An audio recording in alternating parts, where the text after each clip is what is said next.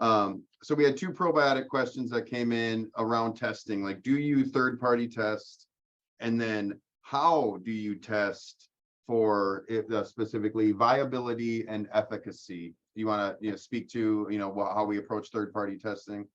All right, well, this is something that Randy and I did from the very first lot of Sterilac we ever did, was we published third-party lab tests online by lot number for strength, purity, and activity. Now, purity is just, everybody has to do that because you're just going to show there's no salmonella or E. coli or anything else like that in there.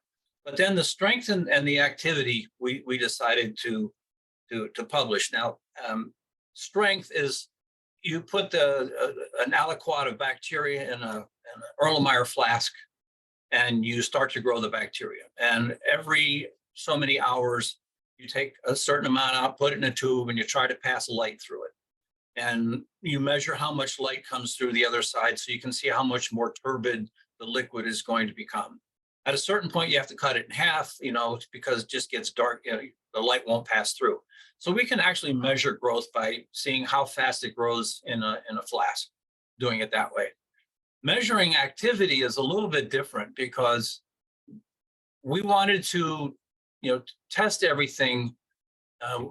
And with the alginate, it becomes very difficult. Alginate, if you were to take some alginate and put it on a spoon and put some water on there, it's harder to get off than peanut butter. So when you add water to the product, you have this real thick paste. So what we have to do is we had to teach the labs how to do this too. You had to go through a stomacher, which is just a machine that just pushes it and functions like your stomach and breaks things up a little bit. And then you plate them out and then you count them. So you'll take a certain amount. You might dilute it by 1,000 times or 10,000 times. You put it on a petri dish and you plate it out, and then you'll see colonies forming. Now, so most bacteria are measured in colony forming units, CFUs. Now, a colony can be formed by 1 or 100 organisms. So it's not counting the total number of bacteria, it's just the total number of colonies. And then if you were to put a penny underneath a quarter and look at it from the top, you wouldn't know there was a penny underneath the quarter. But if you tilt the plate just a little bit, you can see colonies that are even down underneath the top plate. When we send it out to the 2 or 3 labs that we use for doing the enumerations, because we're not using our own, but we do our own in our own lab to double check the results that we get from the lab.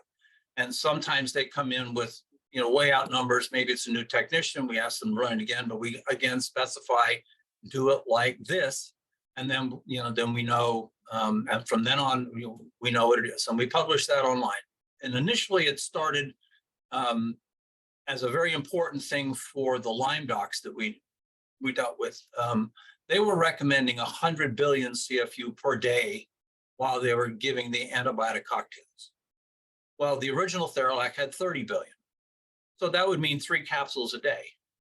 But if you went online and you looked and you saw it was testing at 50, that meant 2. So just by doing that, we showed the doctor how they could save money with their patients who had to pay cash, and because no insurance would cover, the issues that they had. So it became a nice tool for doctors who had a target of X number of billion CFU that they needed to have for a treatment.